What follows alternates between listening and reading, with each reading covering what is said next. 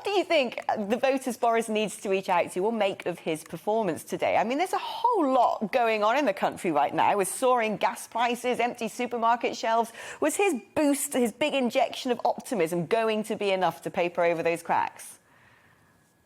Well, that in truth is what we have to see. I mean, the important thing about today's speech and one of Boris's remarkable strengths, it's not just the style of his delivery, which of course is remarkable, as your previous guests have indicated, but it's also his ability to use his style to tell a story, to tell a narrative.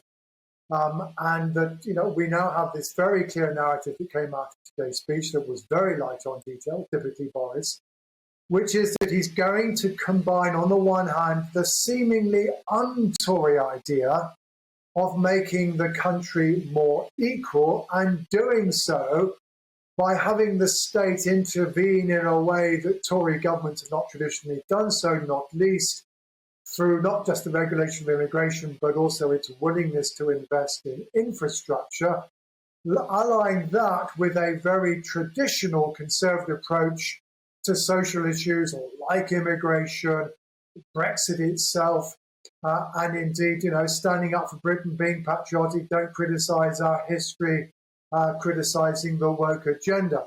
It's that fascinating combination. It is a combination that fits very well what we know about the views and attitudes of many of those who voted for the Conservatives in 2019, including many of the new voters in 2019. Remember, many of them were former Labour voters, and they are therefore voters who don't necessarily simply believe in freewheeling capitalism, but are looking to government to intervene in a way that will make their lives better, but at the same time, back Brexit, don't want too much immigration, etc. So Boris's narrative fits very perfectly the kind of electorate he's crafted for the Conservative Party. It is a very different electorate from the one that's traditionally associated with the party. But where we are now at, Alex, in a sense, is that now that the pandemic is over, the debate about Brexit and whether or not Brexit is going to deliver is now coming back onto the centre stage of our politics.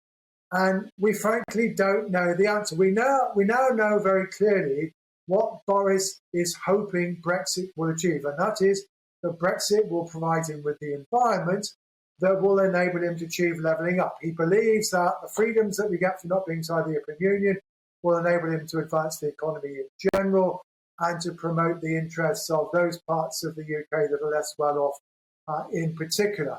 On the other hand, there are those who are concerned that perhaps Boris's experiment is going to be as disastrous as Labour's experiment of the 1970s, resulting in an economy that is struggling, stagflation, shortages, etc., etc. And the truth is, we don't know which of those two are going to play out. We've seen some warning signs of how the 1970s story might come true, but it's very early days. But equally, we've heard today how the Prime Minister at least thinks he will be able to use the next months and years to ensure that indeed levelling up happens and that therefore Brexit is seen as a success.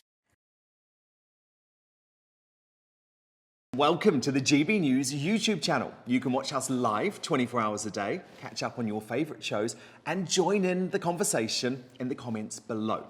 Don't forget to subscribe and you'll never miss any of our exclusive content.